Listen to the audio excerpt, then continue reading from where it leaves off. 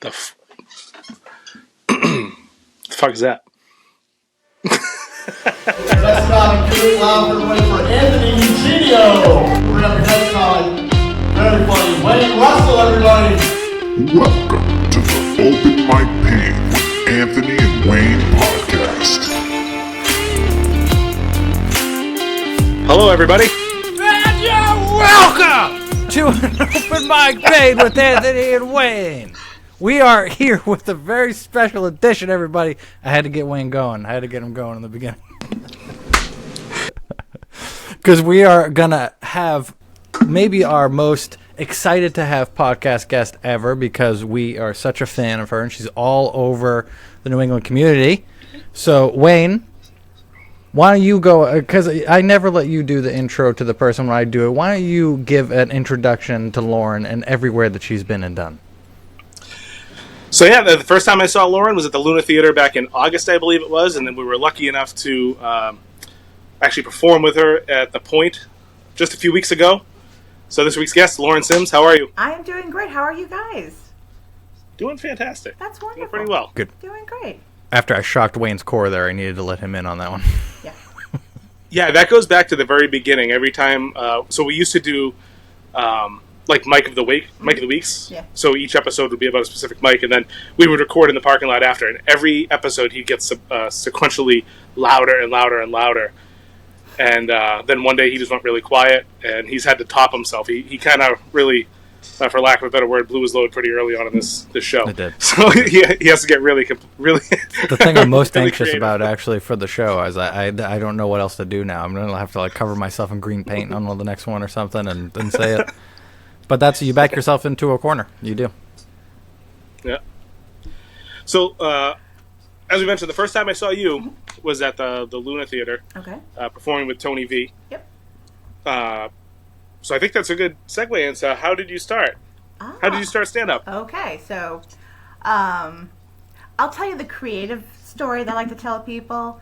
I was out for a walk one day. I was working in Boston, and me and my girlfriends were working on Summer Street, and we took this really long walk, and before you knew it, we were at the Renaissance Hotel, and I saw this sign. It said Laugh Boston, and I'm like, wonder what that is. So went back to my office, looked it up. It's a comedy club, and I start digging in, hitting the what do they have, shows, and I saw classes, and I'm like, I've always wanted to do that. And I said to myself, if I don't do this now, I'm going to regret it for the rest of my life. So I gave them my credit card, and I said, sign me up. And I was assigned to Tony V. So incredible. I got to work with the master. And it totally changed my life. Absolutely changed my life.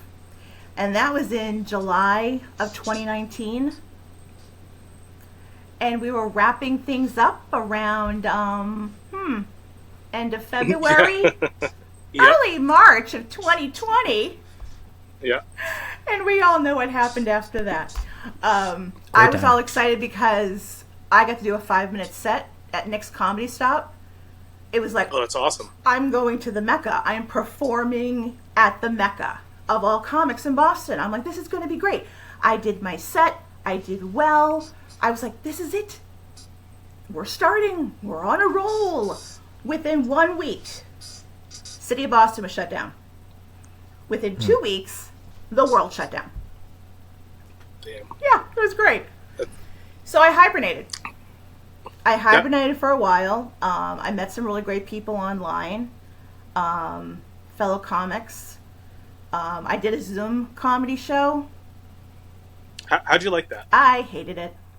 I'm sorry. I know that was the thing to do, but it's hard to connect. It's hard to get the feedback that you get in a live show. I didn't like it. I just didn't. I tried. I really tried, but I just couldn't get into it. But then I started going to shows. I was living at Giggles in Saugus. Oh yeah. Because they did comedy in the parking lot under a tent. Oh, no kidding. So they had the tent in the parking lot, and they would do shows, and it was a way for us to like get out of the house. We were outside, you know, kind of sort of. We were spread out, you know, but it got us connected. It kept us going, and you really start to learn, and you start watching comics, and you start watching how they do things, how they interact with the crowd, you know. Everything. You just start, and it was kind of like I was doing classes on my own. So that's what I did. What'd you think of the classes, by the way? Because when we first started comedy, 8-9 months ago, Tony V was teaching an intro class, and I was like, wait, we should go to this thing. And then I had a baby like a fucking idiot. But so I couldn't do it. Damn that baby.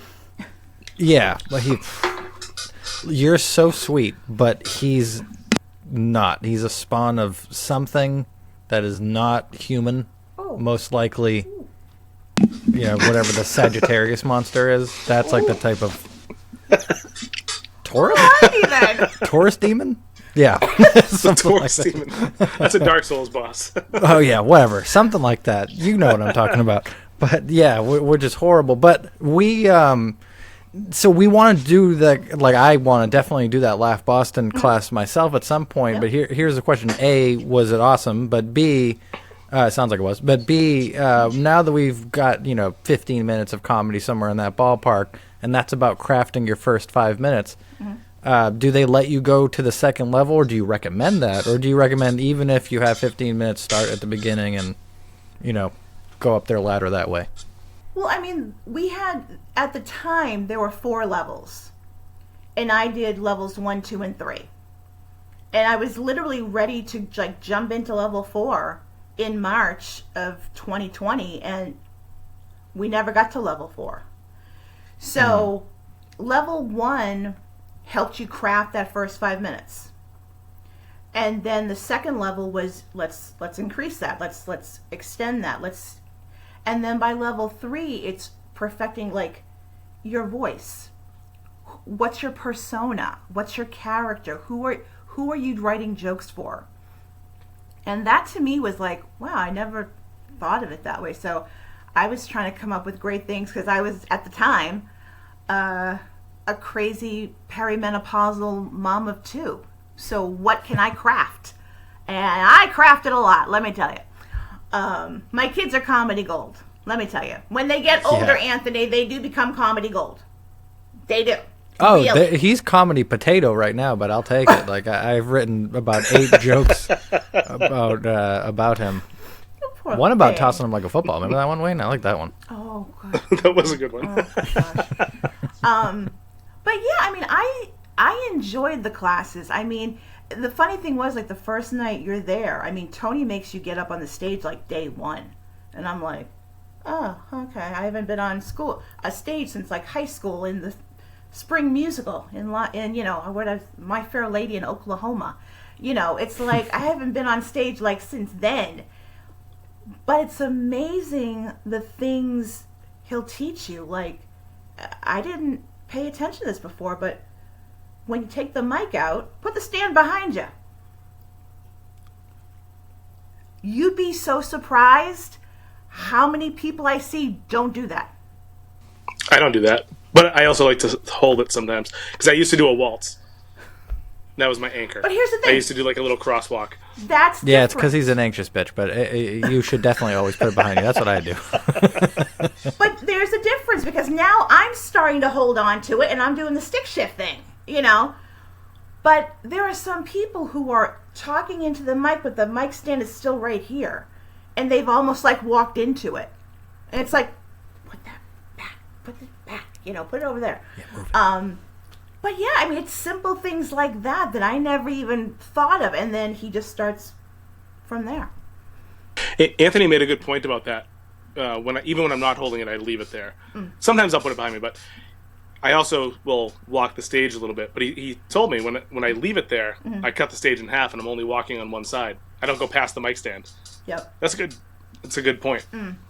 I don't do. I always the just like it walking- out of the way because I like to punctuate the set with the mic stand at the end. You know what I mean? Like I like to just like this is the last joke and put it into the thing, and I got to keep it far away too, so I can.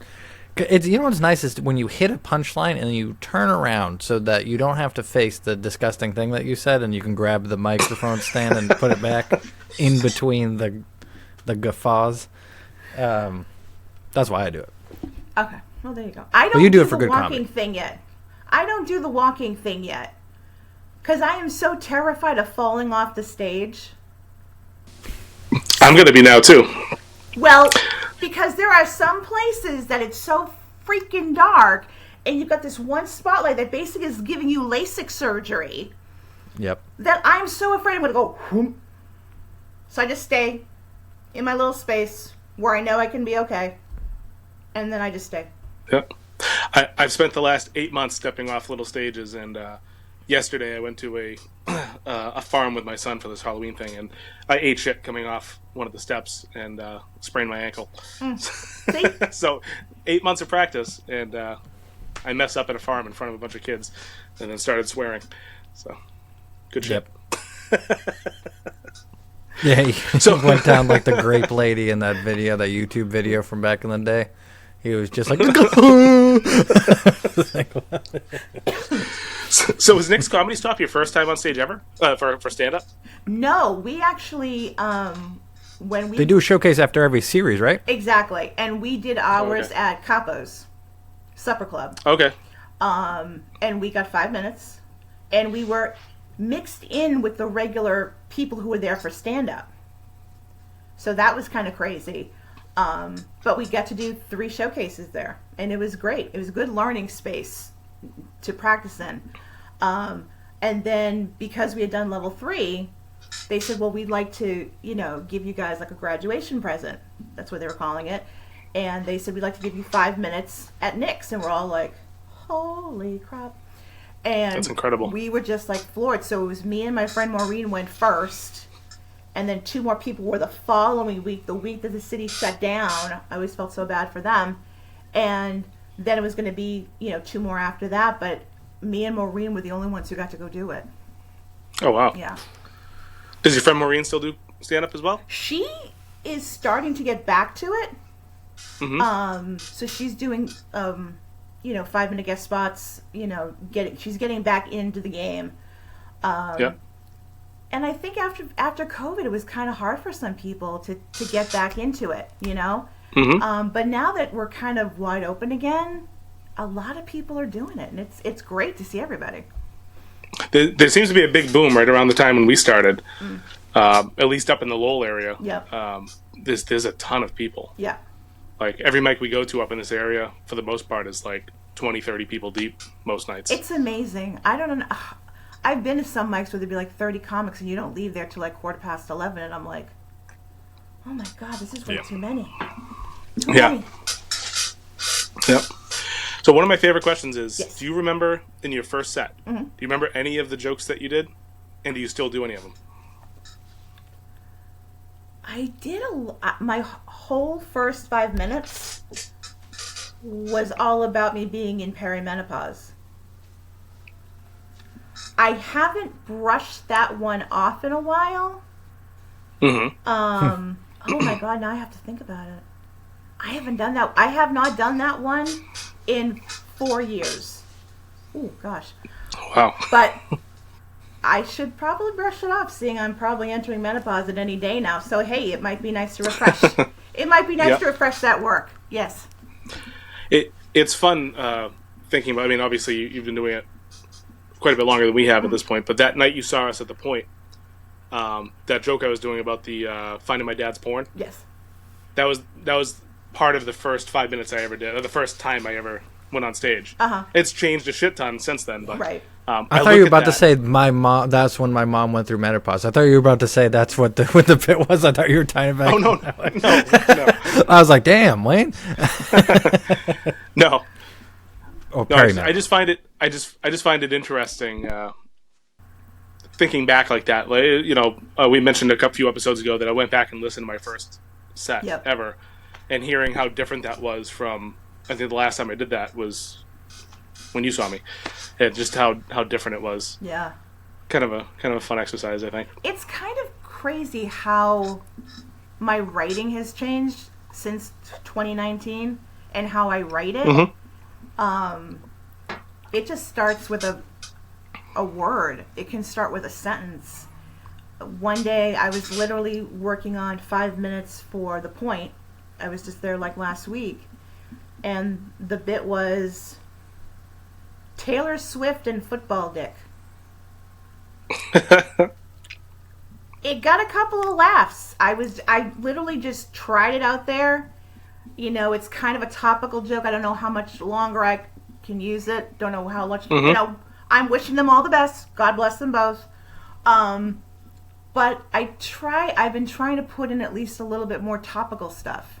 You know, Mm-hmm. work it in. If it doesn't work, you take it out. You know, don't go crazy. But yeah. My problem with topical is I always turn it so dark.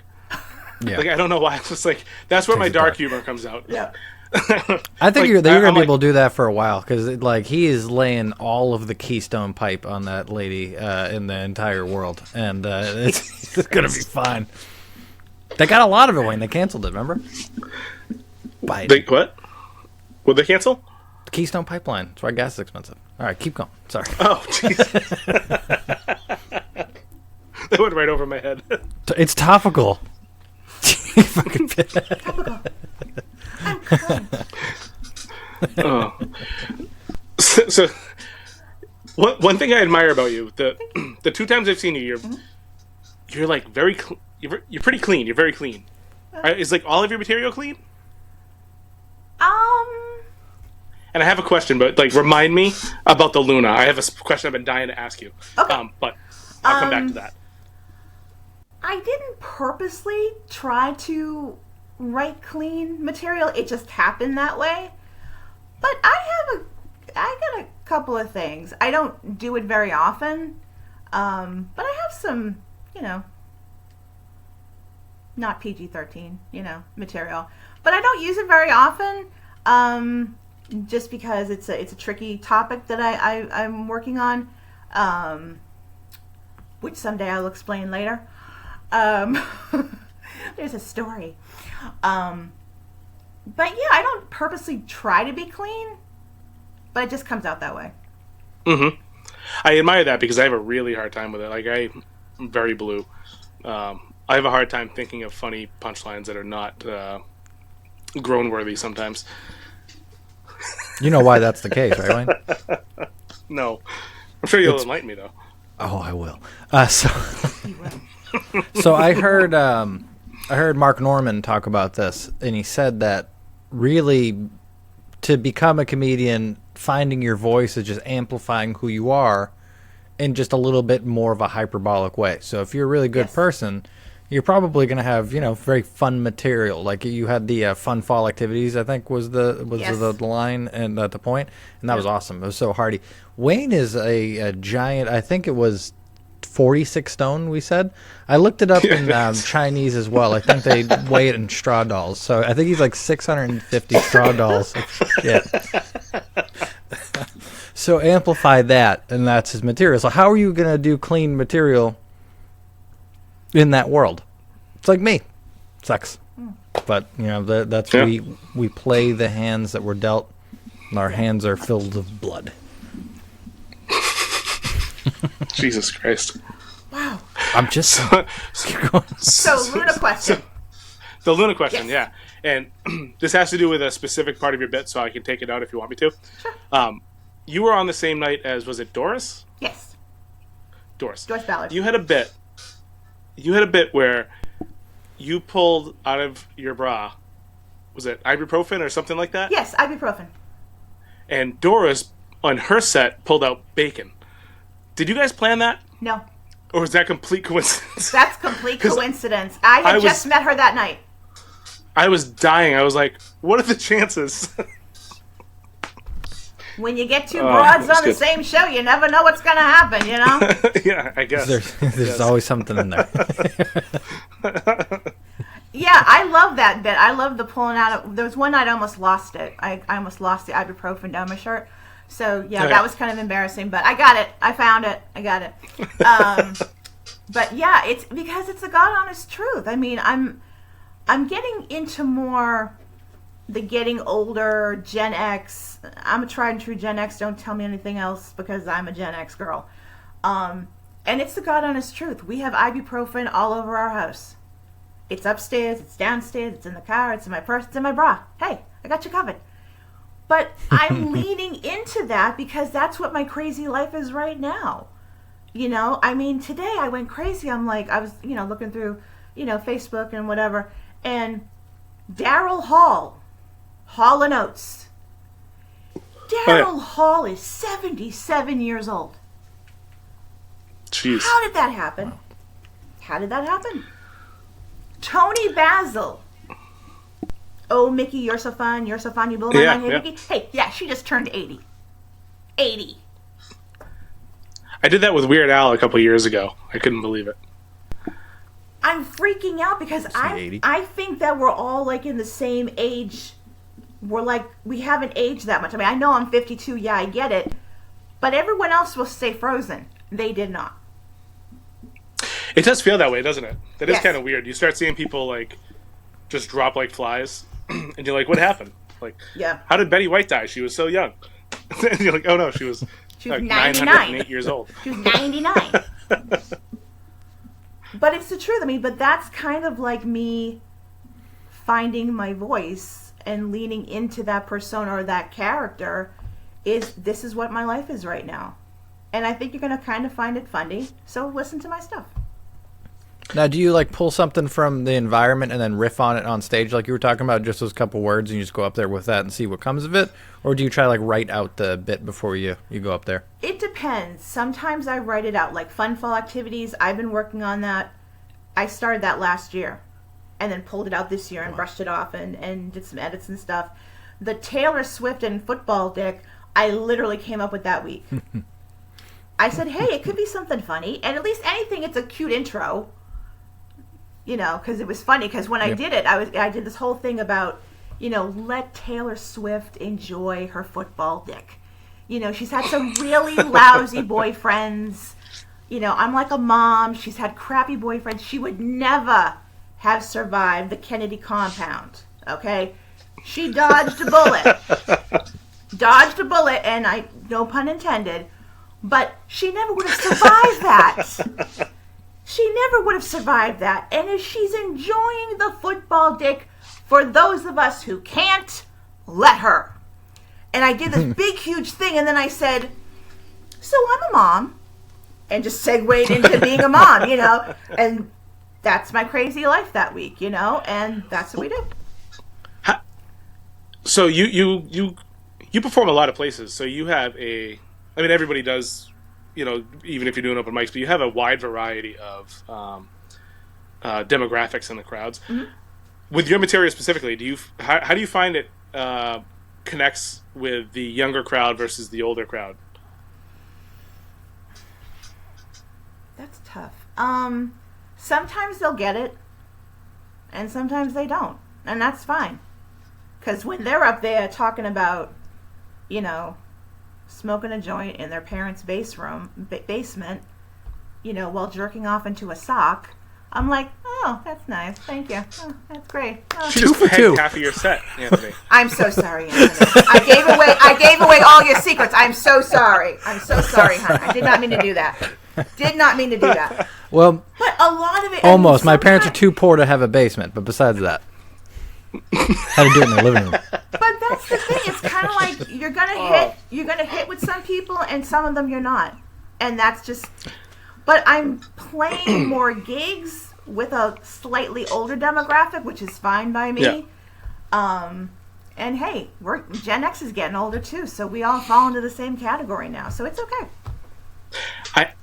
I find it interesting because we've done mainly open mics. Mm-hmm. We've done a couple not open mic stuff. Mm-hmm. In the open mic scene, it's a lot of younger people. Yes. A lot of people younger than me. Oh, yes. And so a lot of the stuff, because, we're both kind of blue, it hits pretty well with them. Mm-hmm. I did that class with Mike Katrobis, and I got to go to do the Wicked Funny. Yep. And I was a little nervous because it was an older crowd. Mm. but my material went over really, really well. And then I recorded it in the video. You could see these 2 old ladies and an old man on my left side. Mm-hmm. And I watched the video back, and I spent the entire time watching them, and they were dying laughing. See? I did my dad's old porn bit. I did a racial joke, which it was nice. I like that. And I did, some other stuff that, brought up a couple other topics that are not necessarily kosher, but not crude, And I was surprised at the reaction I got from the older crowd. Yeah. With that kind of stuff. But again, you never know. You never know what's going to hit and what's not. And you might go up there going, I got this one. This one is going to kill. And you get nothing. We did that the other night. We've talked about the safe before. You haven't been there since I have not been there. Right? But I can I just stop you right there, Anthony? I listened to one of the podcasts a couple of weeks ago where you were talking about hosts. And you guys were at the Burren. And like 1 week you had Janet McNamara, and then 1 week you had a different kind of host. And you said something that really kind of stuck with me. The host really does make a difference. And it can when you said that, I'm like, yes. Because I really just, I keep saying it, and it's going to annoy people, and I'm sorry, everybody. But I really think of like that aspect of it, like the stuff you can't control, I can call it, is more the cultured energy of the room. So meaning the host has to create the ball rolling on the energy that we're trying to create in there. And it's like a palpable thing in a room. That's why smaller rooms work better, is you can get that energy in right away. Yes. And then it's your job to keep the energy at a sustained level throughout your set, and it hopefully on a higher note that it goes to, and pass the ball off to somebody.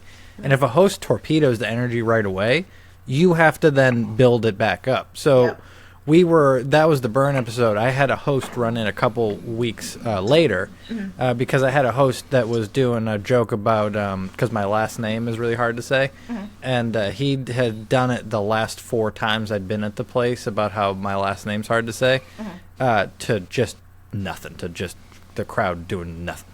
And it really torpedoed the beginning of my set, because I'd go up and everybody would be looking at me all confused because he'd say my name all weird and all that, and a terrible joke beforehand. And I talked to him afterwards. I'm like, you got to stop doing that, because you are severely disadvantaging the energy of the room before I go up there.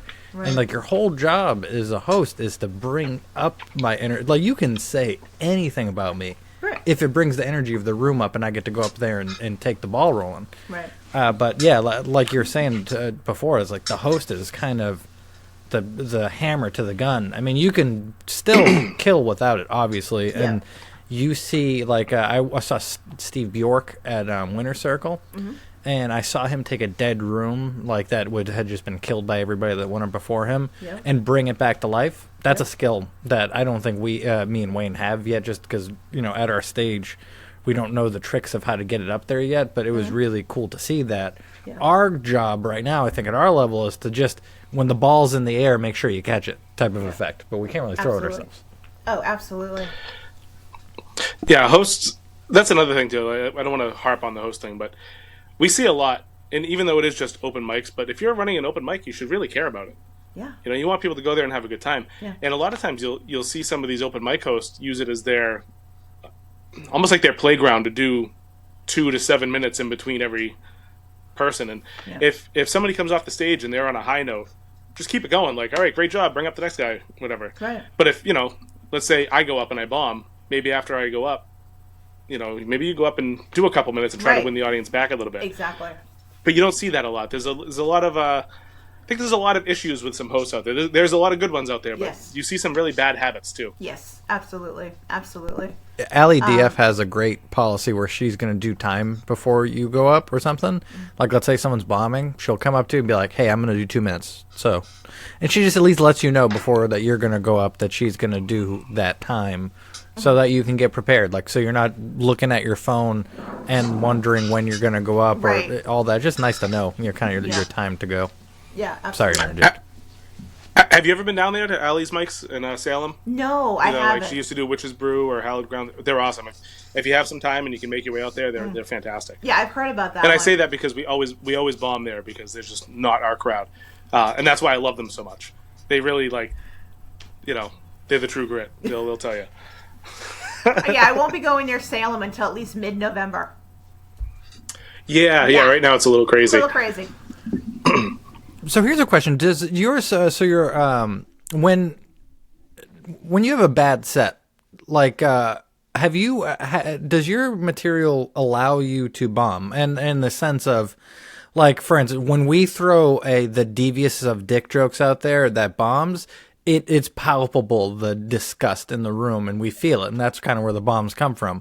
Does your material allow for that, or would you say, like, when you have a bad set, it's just kind of like, I got a couple chuckles, but it wasn't anything crazy? Or do you ever have some nights with it where you're like, they hate me?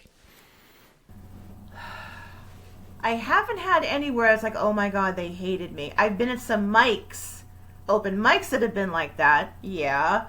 And it has made me want to question my career choice. But in terms of, like, shows that I've done, I had one recently, and I had good stuff. I got some good laughs, but I just felt, I think we can go back to, the host.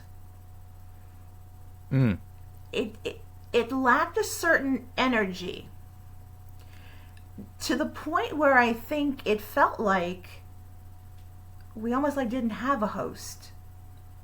If that makes any sense. I know that sounds kind of strange. Yeah, no, I know exactly what you mean. But it was just like this, and then nothing like, wow, to zip and, let's get going. Come on, are you ready? It wasn't, I don't know. And I think that kind of, it kind of, I don't know the word I'm trying to find, but it's like, it kind of set the tone for the rest of the night. And we all, me and a friend of mine were talking about it afterwards, and I'm like, what'd you think? And he's like, yeah, it was okay. I got some good laughs. I said, yeah, I got a couple of them. Yeah, it was okay. But there just seemed to be there wasn't a oomph. There wasn't a thing. And that can really affect your set. It really and truly can. Because you've got some good stuff. And you've got a good crowd, but something just happened in between. And just, and then the room just goes, and, Yeah, I went to the Comedy Cellar. Mm-hmm. Oh, sorry, go ahead. No, go ahead. Oh, so I went to the Comedy Cellar, and I really recommend, if you haven't been out to, like, anything like that, I won't call it like a professional level where they're doing those crazy shows every night over there that are insane, but what was really interesting was seeing how the MC worked across all the shows. It was exactly the same every time, and I thought it was really cool to see, like, that is as close to an open mic, small show environment with just headliner killers that are the top level of comedy across the country. Yeah. To see how the MCs are all kind of prototypical in there, like they go out extremely loud. They're going to talk to everybody in the front rows to figure out kind of where they're from, all that kind of stuff. And because they're telling the comics when they go to the back, hey, this person's from this area, all of that, because the comics go up and start targeting people based on where they're from and stuff. It's very methodical. Like, especially doing comedy and, like, looking behind to try to see how the sausage is made in there. The MC is a very particular job that I think if the hosts out here just noticed how much different an MC comic is doing than a regular material comic up there, they probably just think they're crowd work guys. Like, oh, that's a crowd work comic. They must always put hosts as crowd work comics. You don't realize that that's part of the gig, is to get the people going and get, information, especially not at an open mic, but at a showcase. It'd be good if you had a guy that was really pumping the crowd up, learning about them. You can hear it back and forth. Like, we saw Bert Kreischer at a festival with a bunch of other comics. I think it was like 10 comics. And they all were kind of picking at the front rows of the crowd, and the rest of them were listening in the back. And they kept building and building off of one lady. It was her birthday, actually. She was there. And I think 5 comics did material on it.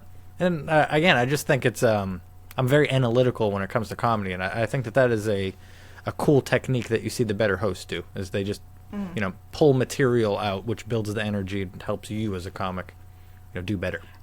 Now, isn't it funny when you go to shows now And even at open mics, how you kind of like sit back and you look at things and you go, no, you should be doing this, and no, no. And you start like going, oh, no, I don't, no, maybe you should have gone, no. It's like you just start going, no, I don't like, no, I don't like that, yeah. It's like the Beautiful Mind meme. Seriously. Like, I mean, seriously, I mean, the show I was talking about, I kept saying, okay, we need to do this. They should have done this. They could have had this. They could have had that. No, we don't want that. And no, you should not. You've been here before. Why didn't you have it this way? Why didn't you do it?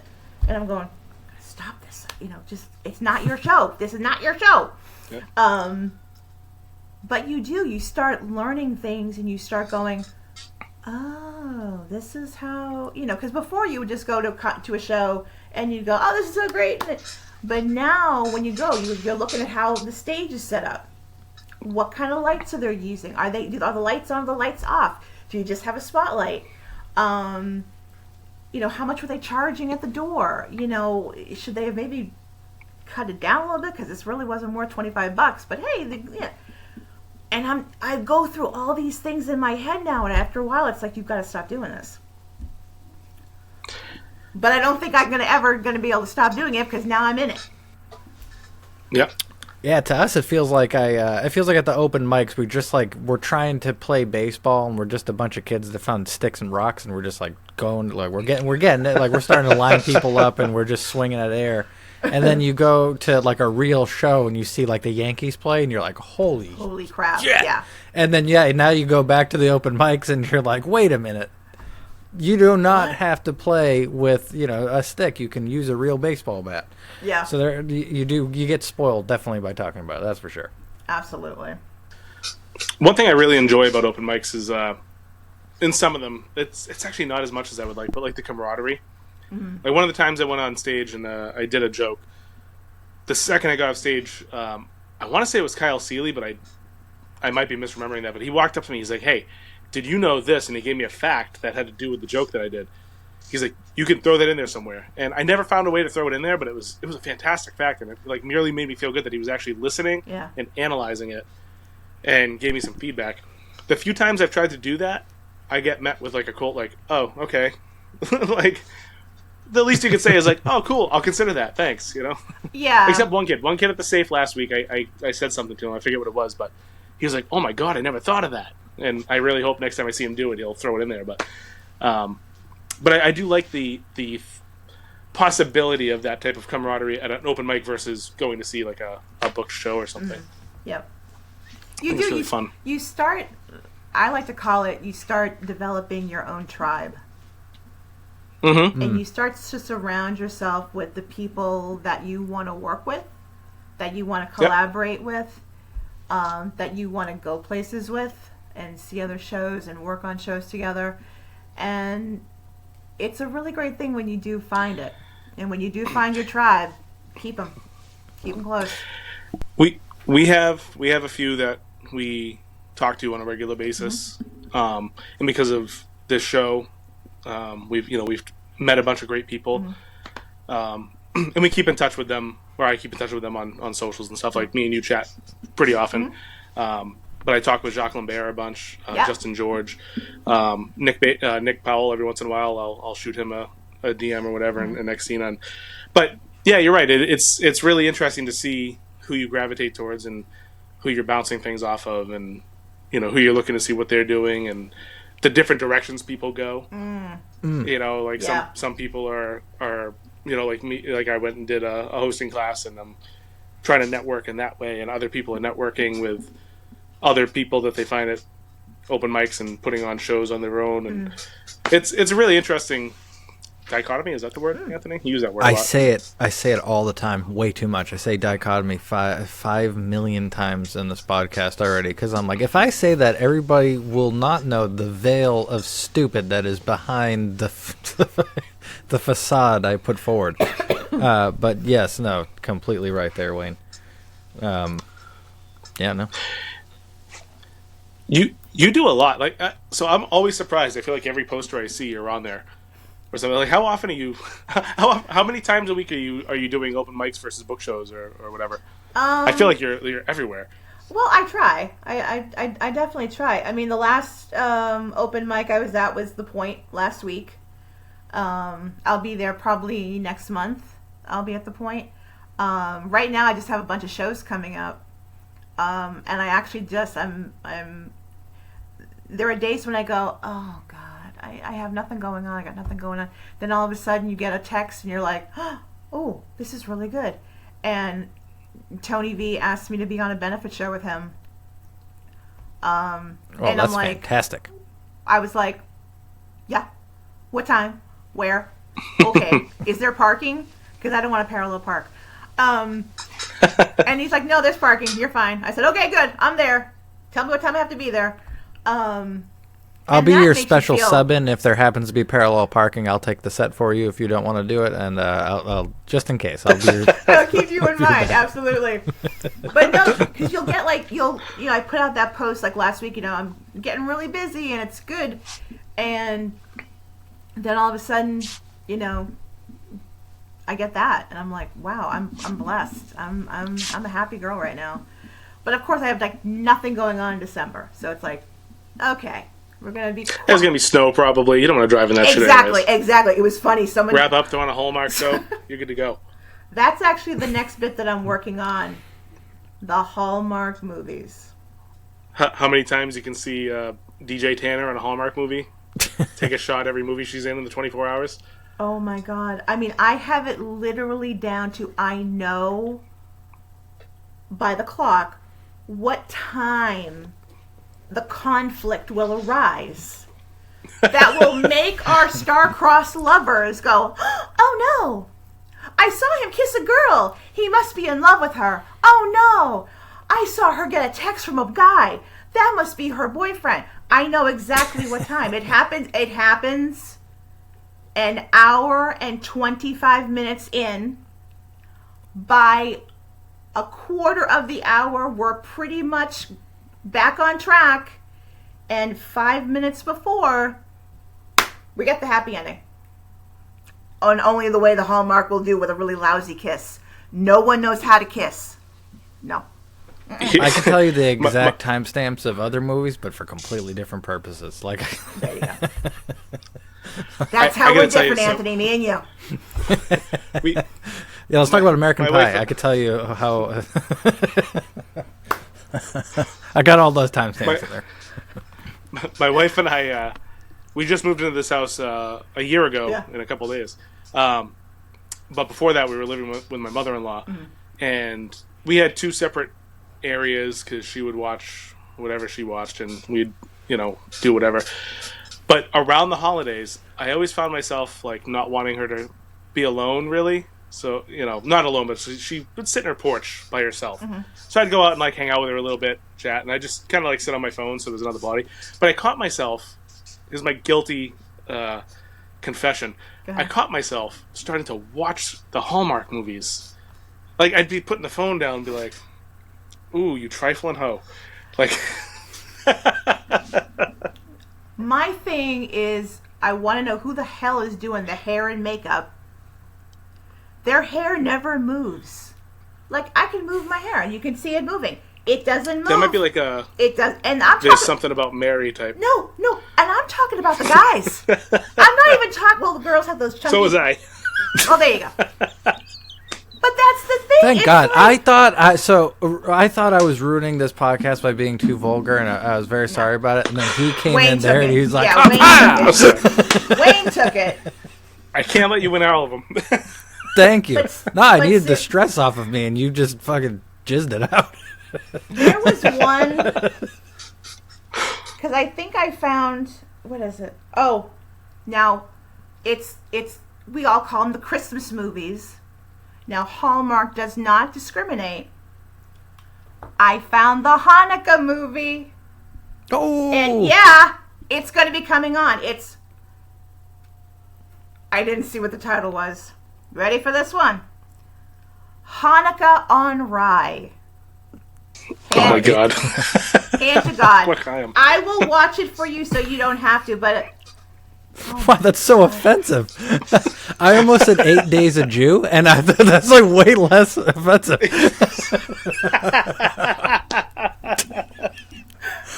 I'm like, they made a Hanukkah one? I'm like, oh, I've got to watch this one.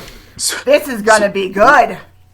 Little off topic, but I went on Mark Norman's website the other day, and he had, I went on his little drop-down menu, and in his drop-down menu, he has a section that says, I like the Jews. And if you click it, it's just a bunch of bios of famous Jewish people. Oh, there you go. Oh my god, it's so funny. And I don't know why he has that. and then That's a buffer also, against all the other stuff. But then it gets Yeah, better. yes. It gets better. They do have other varieties of movies. They do the fall ones. They had one set in Ireland last week. I think that was their equivalent of their St. Patrick's Day movie. Oh. Bad. Just bad. There are a few that I have actually, I've shed a tear. Just one. But most of them I look at them and go, someone got paid to write this. Well, I think the people writing the movies are the same people writing the cards. Oh, yeah. Yeah, because there's not much to them, and they all pretty much say the same thing. I've now follow a girl on Instagram. Anthony's so excited. Are you excited? Are you happy Sorry, about this topic? that was Okay. such a fucking bomb. He loves my stupid quips. he says so. This is again a quick aside. Why I love Wayne so much is he wades into a pool that is immediately battery acid, and a lot of people will back out of it. A lot of people will back out of it once they start it, and he just wades in right up to his nipples into it, right into the fucking battery acid, and keeps going. He just commits. I love anybody who commits. I didn't want to derail it by falling off the chair laughing, but I held it in. But I held it in like a sneeze. Like inside, I've crapped my You just pants. looked like you were in pain for a second. And I'm a mom, and I'm like, "Are you okay? Is everything okay?" He was in pain. Oh, okay. Most of the time when I talk, he's in pain. Okay. Yeah, That's where the pain comes from, an open mic pain. The first couple episodes, not- you'll notice that I don't hold it back at all, and I hammer Wayne too much.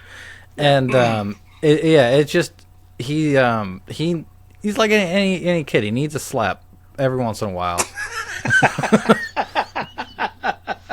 But it becomes a problem if you make it too public. Oh my god, that's so Jesus. I'm sorry, continue, Lauren. Before you're so rudely interrupted. I totally lost it, but it's okay. Oh, I follow this girl on Instagram. She can now do a Hallmark movie synopsis in 1 minute.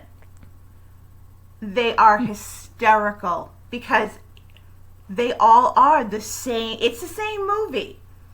You just change location, like what's her career, what's the guy Change a doing? race or two.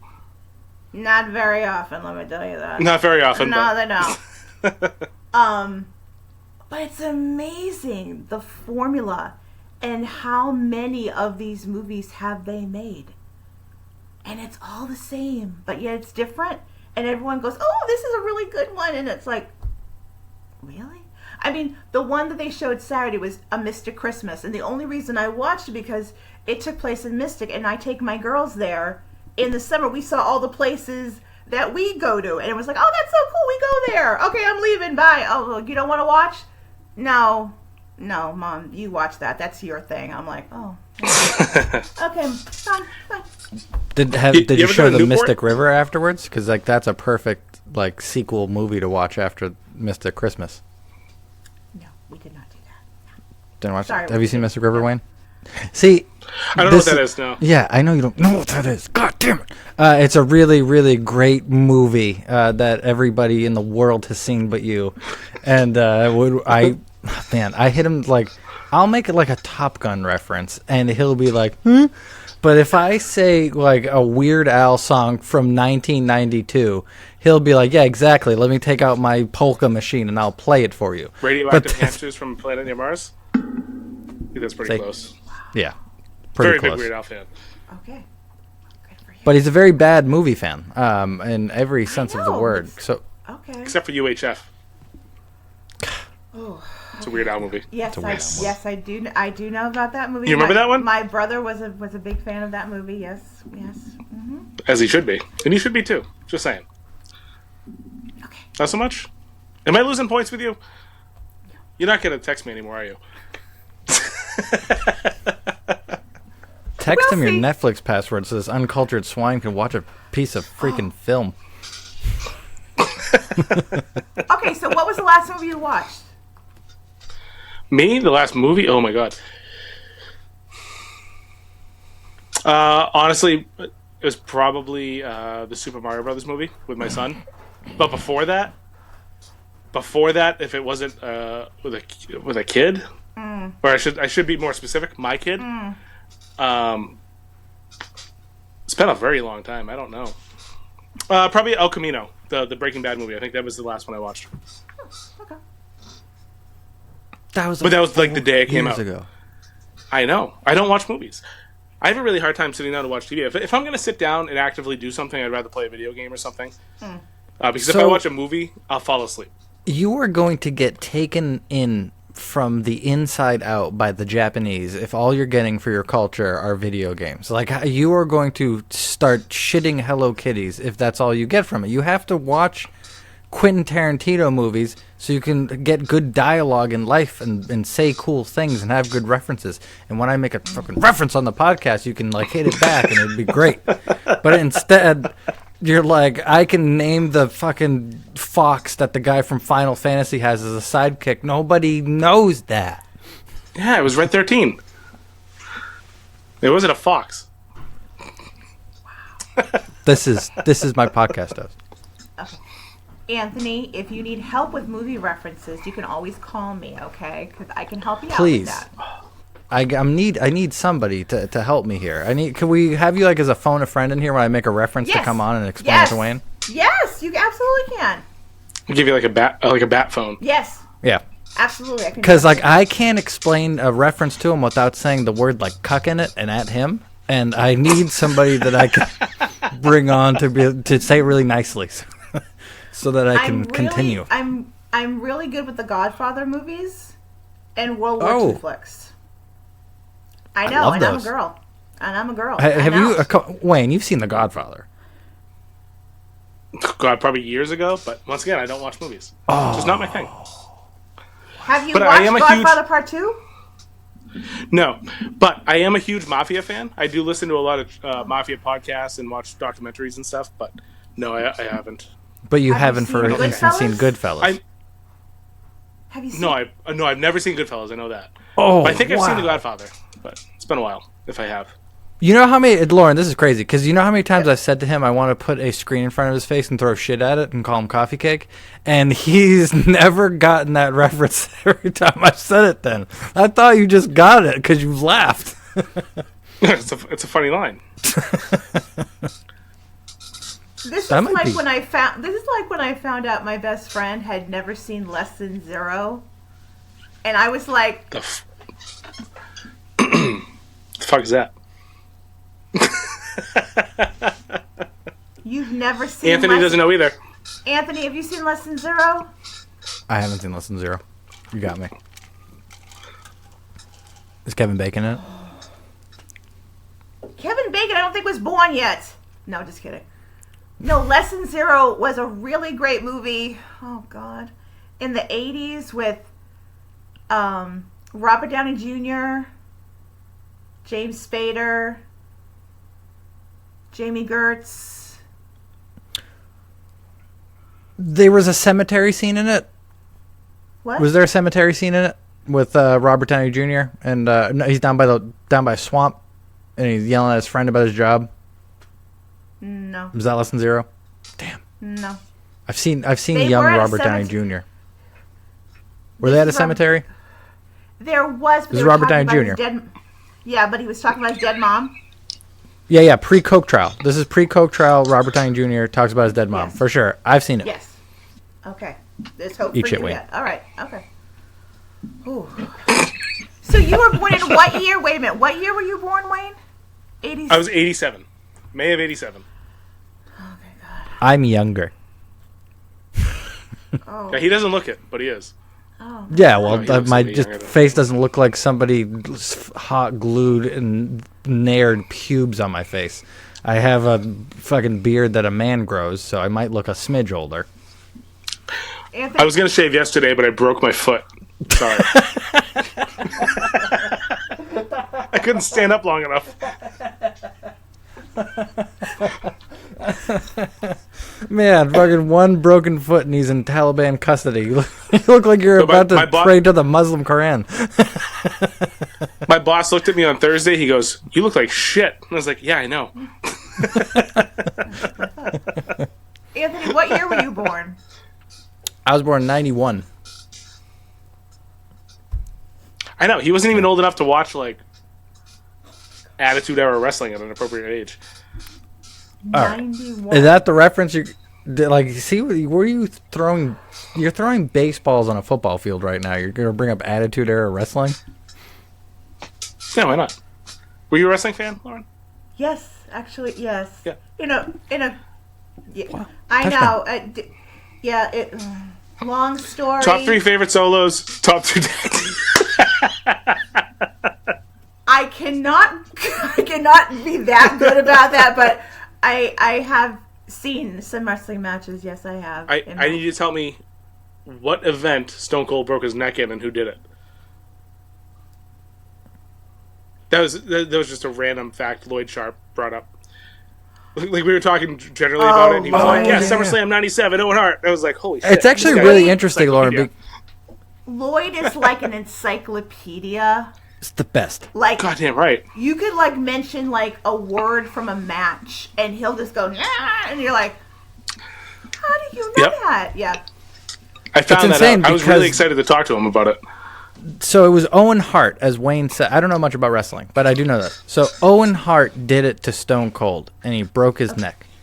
And then Owen Hart died, like, a little while later because his cord was cut at the top of a building, and he fell and he died. And you can't help now, but, like, once Lloyd said that, I'm like, they killed him. They killed him for fucking with Stone Cold.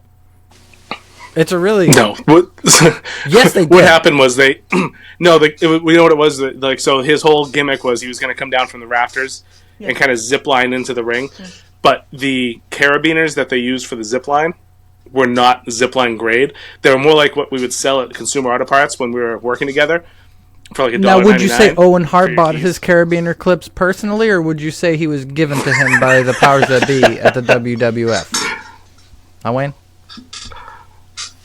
They murdered I don't him. want Vince McMahon to kill me. Well, He's he got the money to can. do it. If you will get dressed up like a bird and hang from the sky, he will fucking kill you. All right, we need to start wrapping getting this up sucker up, so- Wayne. I think. So, what else you got, Wayne? Let's bring this sucker in before Lauren never talks to us again.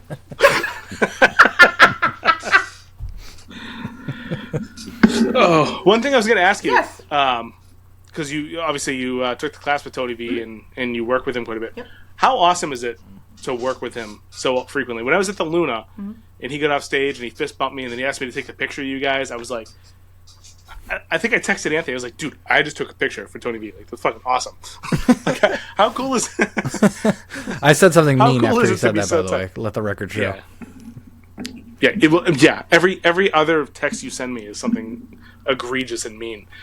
But I still love you. So It's amazing. It's amazing to me, like in the 4 years that I've known him, how our relationship has changed. It's like he was my teacher, and now I consider him, a friend and a colleague. And I was like, wow. And now it's like, yeah, I'm doing a benefit with Tony V. And I'm just like, yeah, because I get to work with the guy. And I'm like, I'm just really blessed. It's like, I don't go, it's crazy when I just, like Thursday night, I'm going to the Bobcat Goldthwait show that Tony's on with, Are you? Yes. With Matt Mishi. man, And I get to go see those guys, and I get to go say hi to them, and I get to, it's the great. I love the part where you just get to hang out with other comics, like when you're working with them, like on a show, in a green room. Like I did a show this summer. I was the host for a show in my hometown in Mansfield, and it was Dave Radigan and Jimmy Dunn. So Dave Radigan went on first. I introduced him, ran up the stairs. I'm in the green room. I'm hanging out with Jimmy Dunn, and I'm talking to Jimmy Dunn. Where before I'd be like, "Hey, that's a guy from TV," I used to watch the McCarthys, and I'm talking to him, and he's like talking, and we're just bantering back and forth, and I'm like, this is the best part, is when you just get to just hang out and talk comedy or just talk shop, and just you're now in that club, and that to me is the best part. I love sure the are. after. I love the after show. The after show is the best. That's Definitely. when it You're just doing so many of them that you're like, if they have parallel parking, I'm not going to there. That's how you know you're getting a lot of shows. I honestly will now Google the place. Is parking available? Yep, they got a parking Just lot. so you guys know Okay, out there, that's you it. can, any booker out there, you can park a set of testicles on my chin if you book me on your show. So I'm just saying. It's just, I mean, the after show part is like the best part. It's just when you're just hanging out, you're just talking shop. And I love That's that. what I listen to the Rogan podcast a lot. That's what he says every time. He's like, the comedy, his favorite part of it is just the green room afterwards with the comics, just, Yeah. that bringing the energy in the room with them, roasting each other. Yeah, and sometimes it's just being quiet with each other, just talking. And I love that. I mean, I just love doing that. But yeah. And we love doing this. Fun, that's what I was gonna say. Like that's one of the things I love about this. Like because obviously like we've been doing it 8 months, and I bumped into you twice. You know what I mean? So just by chance. So the fact that we have this platform to be able to say, "Hey, come on and chat," that's really cool. And we get to do that with a bunch of people. Yeah, I mean, And that's really cool.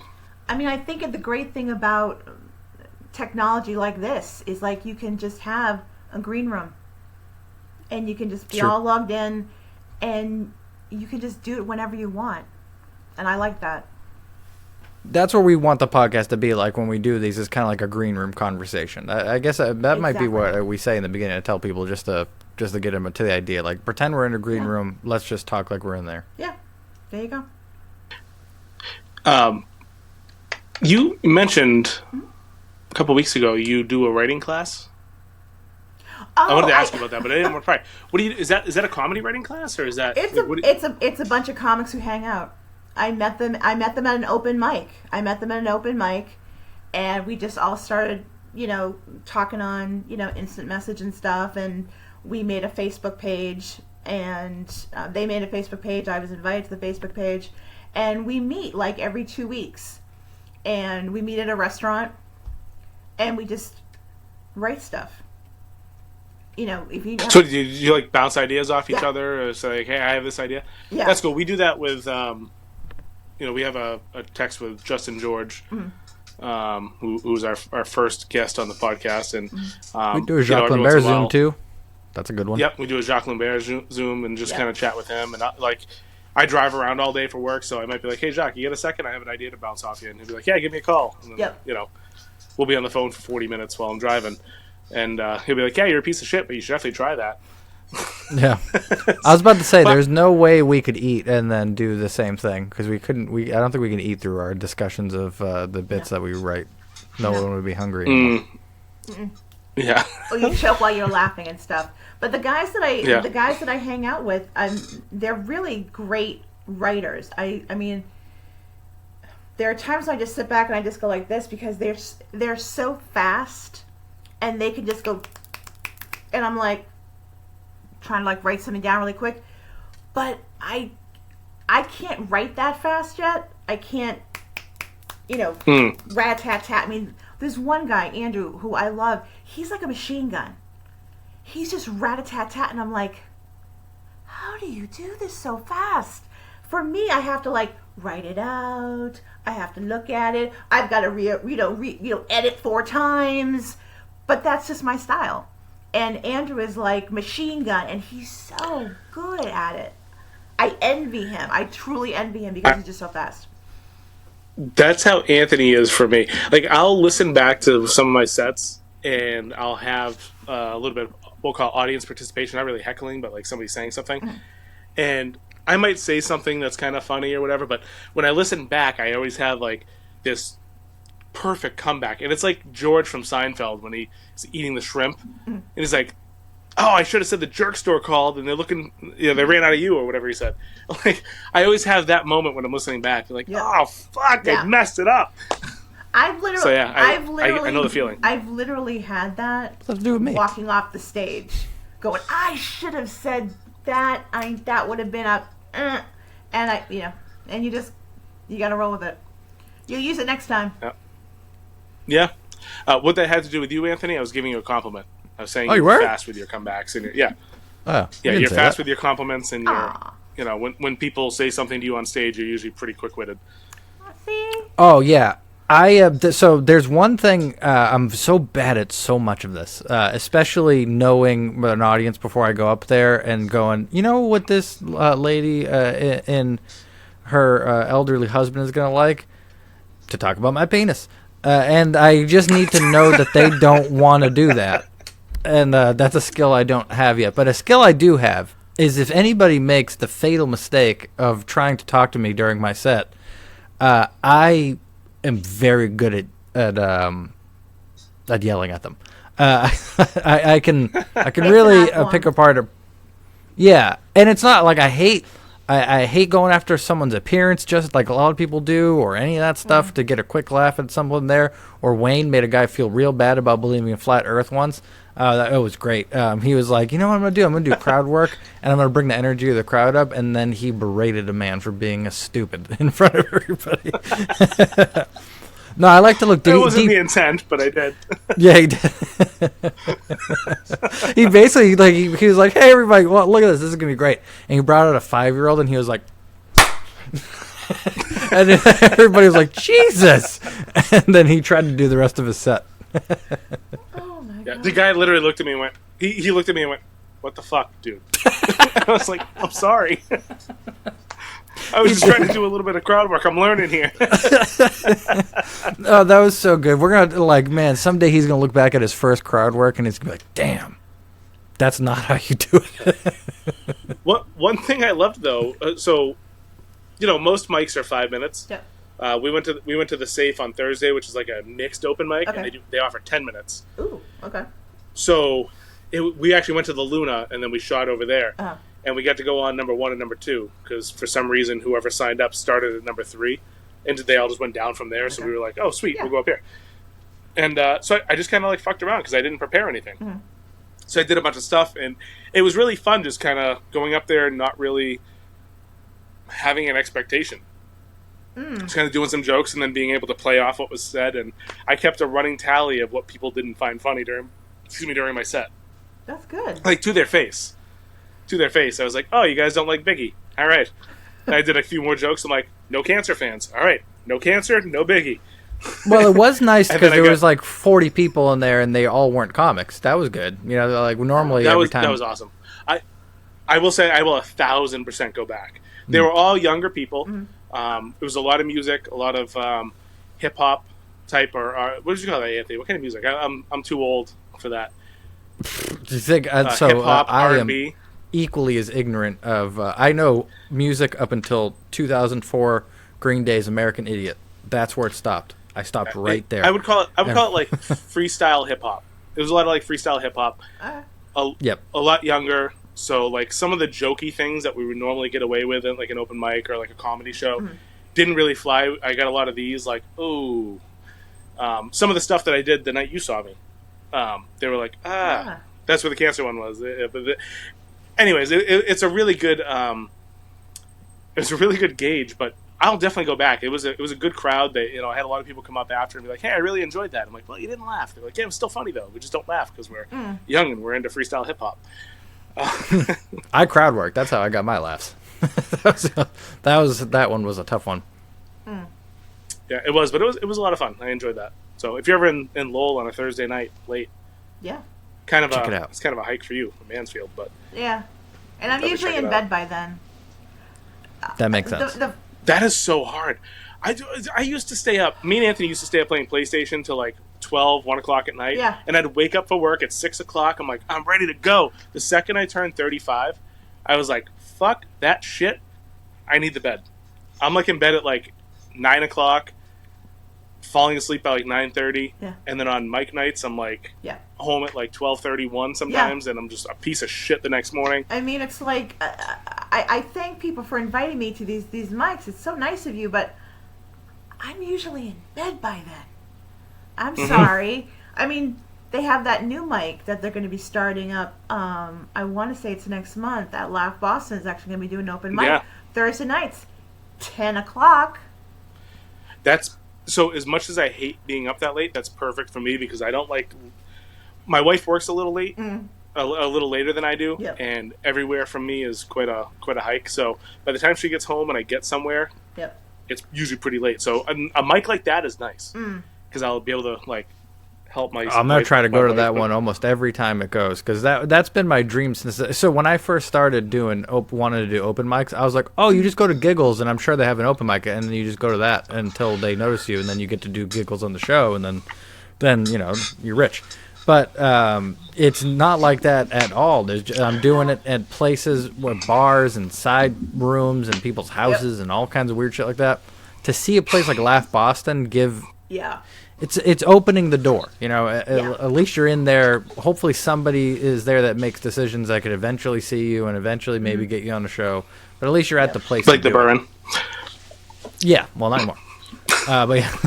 The Burn is That's over what I for meant. us. We got the news. So that was actually a question I had for you. So doing all how did you go from taking your classes and stuff to getting to the point where you're on all these book shows? Was it all networking for you, or was it going to comedy shows? Obviously that's networking too, but like how did you get to that point? Well, I had done open mics. I started at the Green Dragon near Faneuil Hall with Jesse Cash. And I started there. I was doing the basement at Mooyah on Tremont Street. That's not even a rap. Mooyah, the burger place? Yeah. They used to have an open mic kidding, in the basement. It's closed now because they shut down Mooyah. But I would do an open mic down there. That's like one of the first ones I ever did. And then I just started going to a lot of shows. And then you start talking to people. And then you start seeing them at shows and doing, hey, how's it going? And it's just, you talk to one person who then talks to another person, and you see that person, and then it's like it just connects. Or someone has seen you work and said, hey, I'm doing a show at this place. Let me talk to the guy and see if I can get you one for next month. And a lot of them are not paying gigs. I mean, a lot of the stuff that I'm doing is not, I'm not getting anything. And that's fine, because the experience and then the working with certain comics that's your pay. That's your pay. That's how I feel about it. Like, would it be nice to get some gas money? Yeah. In this day and age, absolutely. But there's nothing better than being in front of a paying crowd and having standing outside. Like when we did the when I did that class with Jacques and we were standing outside talking after the Wicked Funny thing. Yeah. We had a few older couples walk out and just be like, "Oh, that was so good! Thank you so much for coming out. That was a lot of fun." Like that. Yeah. That to me was way more rewarding than Mike Atroba's coming up and going like, "Hey, here's $100. I appreciate it."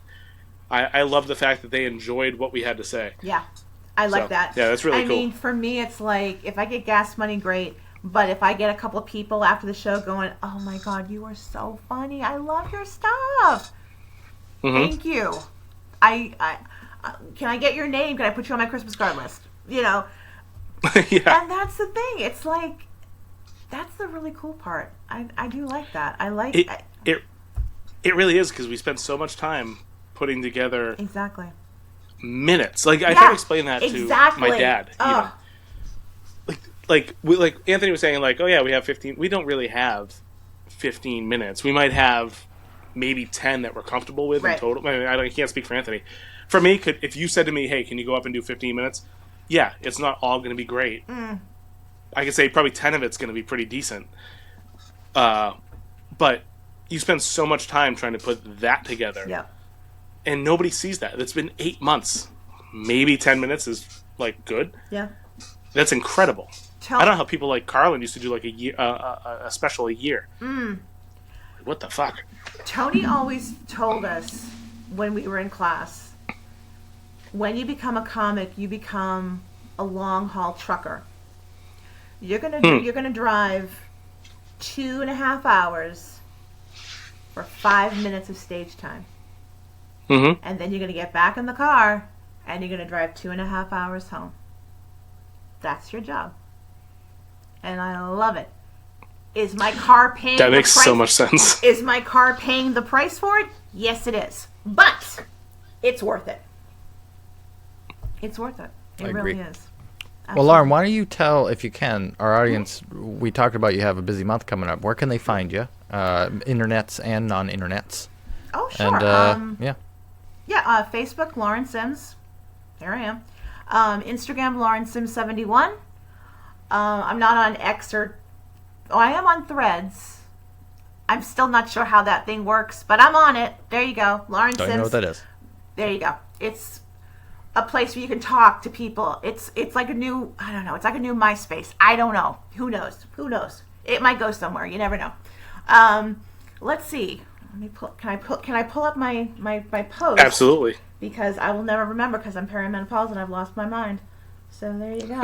It's the God honest truth. If I don't write it down, it's gone. But yeah, we got a few shows coming up. Let's see. All right, here we go. Let's see. Friday, November 10th, I will be at the Playhouse in Newport, Rhode Island, with Don Tyler and Sam Pelletier and Tyler Hittner.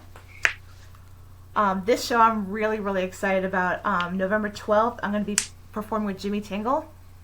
I'm very excited about this one. We're doing a veterans benefit at the Newport VFW in Somerville. I'm going to be on the Riot Act with Joanna Raposa and Patty Punch November 16th.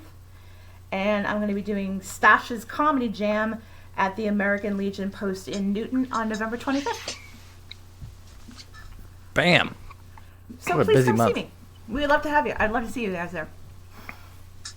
Yes, we would love to come out too. I mean, we're definitely going to go to one of those things. There's 100 of them. But we're going to go to one. So Come get to ready, any Wayne. of them. I'd love to see you guys at all of them, but I'd love to see you at one of them. No, we got Yeah, definitely. Yeah, for sure. Yeah, we'll definitely try to figure that out and come out to at least one of them. Well, we appreciate you coming on, taking thank time you out so of much your for having me. obviously This was a lot of busy fun. schedule. Yeah, we'll definitely have you back on. Yeah, we love it. Anthony, do you have any closing words or anything that you want to say before we... No, just remember out there, everybody, jack off into socks and have a good night. And remember that this was a worthy and beautiful step in the quest for laughs. Good night, everybody.